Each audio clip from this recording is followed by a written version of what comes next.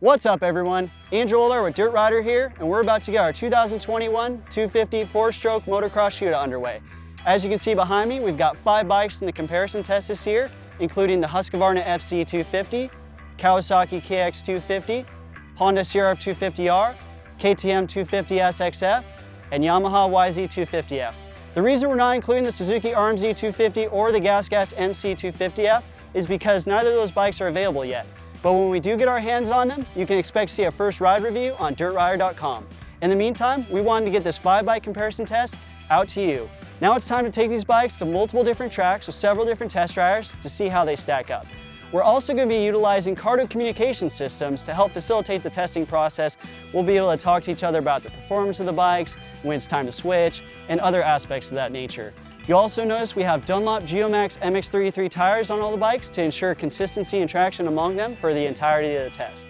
Lastly, DecalWorks provide us with the pre-printed number plate backgrounds you see on all the bikes here.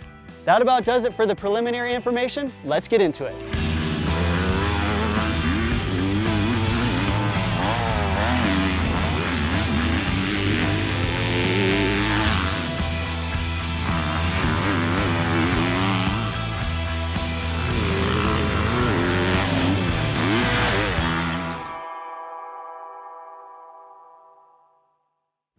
Featuring no updates for the 2021 model year, the Honda CRF 250R returns as the exact same bike as it was last year, even down to the radiator shroud graphics, and finishes in 5th place.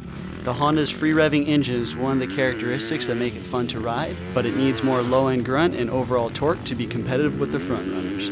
It also takes a while for the engine to get back into the meat of the power when letting it dip too low in the RPM range, so the most effective way to ride it is by maintaining as much momentum as possible and keeping the RPM sky high. The Honda Showa suspension components offer a fair amount of comfort, but have more of a performance-based feel and are a little firm in the initial part of the stroke. Combine that with the bike's slightly rigid chassis and lack of stability, and it makes for a somewhat uncomfortable and unpredictable ride, especially when the track gets rough. On the plus side, the CRF 250R boasts excellent cornering ability, a light and nimble feel, and great ergonomics. It's also the least expensive bike of the 5 gathered here at $7,999. As the most significantly updated 250 4-stroke motocross bike of 2021, the Kawasaki KX 250 was one of the most highly anticipated bikes coming into this year's comparison test, especially considering how well its larger displacement sibling has fared in the 450 motocross shootout the past 3 years. While the all-new KX 250 boasts the most neutral handling chassis, the best ergonomics, competitive top-end power, and an ultra-smooth clutch pull, it leaves something to be desired in both the engine and suspension department. The engine lacks some bottom-end power and torque feel compared to the top 3 finishers, and its KYB suspension is still too stiff for the average 250F rider.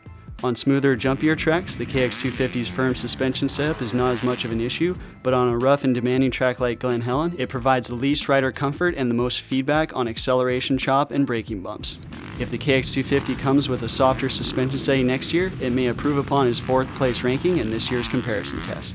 Despite not cracking the top 3, the KX 250 is still the most improved 250 4-stroke motocross bike of 2021.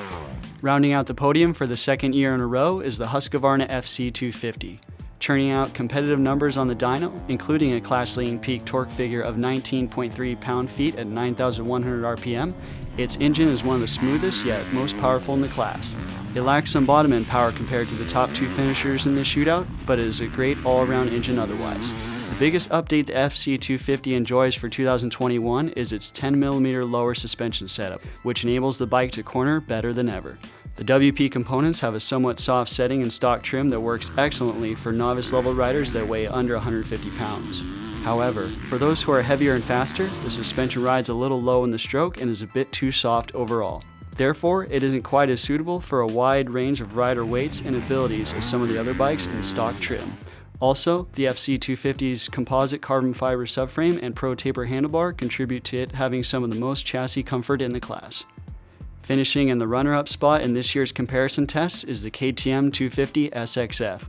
As the bike that began and set the standard for the current trend of high-revving, high-horsepower 250 4-stroke motocross bikes, the 250 SXF still reigns as king of the class in terms of output with 41.1 peak horsepower at 13,700 RPM. That's 0.8 more horsepower at peak than the HUSQVARNA FC 250, 1.5 up from the Kawasaki KX250, and 2.1 more than the Yamaha YZ250F and Honda CRF250R. The 250SXF engine is nothing short of incredible, but it does take a very aggressive and skilled rider to put that power to great use. It makes decent bottom end power and has the second best torque field throughout the RPM range, but at the end of the day, it is designed to work at higher RPM and is therefore more of an intermediate to pro level engine, which makes it a bit less well-rounded than the power plant of the winning bike. The KTM has lots of other positive qualities that make it a fantastic motorcycle, including the second best suspension setup in stock trim, a nimble handling chassis, agreeable ergonomics, an awesome Brembo hydraulic clutch, the best brakes, and being the lightest bike in the class. Capturing the 2021 250 4-stroke motocross shootout victory is the Yamaha YZ250F. With a slew of updates made to its engine, suspension, and chassis, the Blue Crew took its already great package and made it even better. The YZ250F boasts the best-in-class low to mid-range power and torque field throughout the RPM range, and because it produces 0.8 more peak horsepower at 500 RPM higher than last year's model, it can pull gear for a longer period of time before signing off. Conversely, because of its remarkable bottom-end power and torque field, it can be ridden at gear high, the easiest of all the bikes, and can even comfortably pull third gear in some fairly tight corners. Also, with the Yamaha's Power Tuner app, the YZ250F is the only bike to feature EFI tuning capability that is wireless and free. In the suspension department, the Yamaha's KYB SSS fork and KYB shock are the best in the class. The components are supple in the initial part of the stroke, maintain great hold-up, and are very progressive throughout the entirety of the travel. The YZ250F's suspension setup is the most well-rounded and versatile for the widest range of rider weights and skill levels. As far as a chassis, the Yamaha is the most stable and planted bike and corners better than in years past. It isn't the sharpest turning motorcycle in this comparison test, but it leans into corners without hesitation and with only a minimal amount of rider input. One area we would like to see improved on the YZ250F are the ergonomics.